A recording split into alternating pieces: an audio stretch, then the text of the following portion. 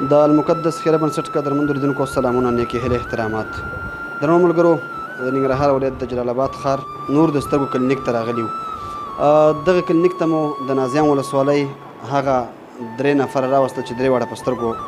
ړانده وو یوه یې مور او 2 زامن نه مور د خدای چې پیدا کړی بس نه ړوند یم نه او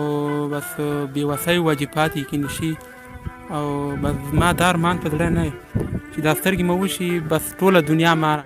او بس زړه مې دی راشین دی په مرګ هم خوشحاله مې نه یم زه مې چې هسې مړ شوی وایم بس هغې دنیا ته چې شوی وایم ښه به وایي د چپه مې مرزادي وه دا اوس د سر خوږونه دغه شو دې مې ړنده شوه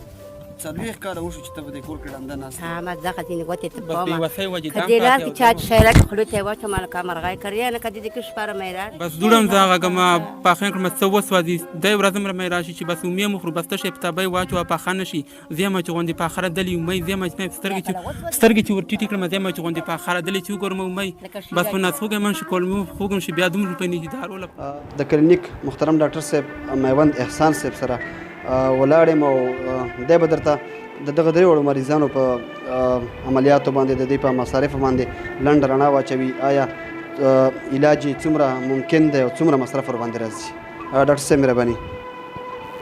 السلام علیکم ورحمت الله درنو لیدونکو اول خو د المقدس خیره ټولنه بنسټ نه مننه کوو چې هغې زموږ د اړو هیوادوالو سره همکاري کوي او د هغوی پوښتنه کوي دویم راځو دې 3 مریضانو ته چې دا 2 ورونه او یو د دوی مورکۍ ده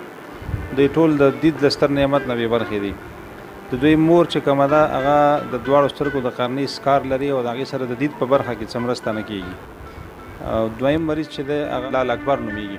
چې خوشبختانه هغه د دید چانس لري یو جوړ عینکو سره او یوې دوا سره ممکن تر 4-15,000 افغانۍ مصرف ولري هغه د یو کافي ښه دید نه برخمن کېږي او خپل ژوند ترسره کولی شي دریم مریض چې حاجي اکبر نومیږي هغه متاسفانه چې هغه ډېره جدي ستونزه لري یوه سترګی بالکل د لاسه ورکړې ده زما ښي لاس ته ناست دی تاسو یې ګورئ ښي سترګی بالکل د دې چانس نه لري او په چپه سترګه کې موږ غواړو دلته یو جرۍ وکړو چې هغه هم ډېر کم د کامیابۍ چانس دی یو 100% موږ امیدواري ده نو الله ته امید دی که دلته ډېر لږ دید هم وشي دی به خپل ژوند مخکې ویسي او هغه مصرف تقریبا تر 15,000 افغانۍ پورې دا جرۍ مصرف لري موږ ورسره خپله همکاري تر هر حده چې زموږ وسي هغه کوو او ستاسو نه هم دا غوښتنه لرو چې د دغسې ټولنو سره مرسته وکړي او د دغسې مریضانو سره چې هغوی ته الله پاک د ژوند یو لاره خلاصه کړي بیا یادونه وکړم چې دغه ناروغان چې دي د یو ډېر خراب غذایي حالت له کبله د داسې مشکل سره مخ دي چې هغه ته ویټامین ای کپسول وایي نو د دوی په غذا کې که ویټامین ای شامل وی چې موږ پخوا دا ستونزه لرله نو داسې نه کېدل او هغه کپسول اوس مفت دی نو د یو داسې شي د کبله چې هغه مفت دی دوی ته نه دی رسېدلی دوی خپل دید د لاسه ورکړي زموږ تاسو نه دا غوښتنه ده چې د خپلو د بېوسه هیوادوالو لاسنیوی وکړئ او د دغسې مریضانو په تداوۍ کې د دنیا او آخرت دواړه ګټې شاملې دي ډېره مننه کور مو ودان ډېره زیاته مننه ډاکټر صاحب له تاسو نه هم قدرمنو لیدونکو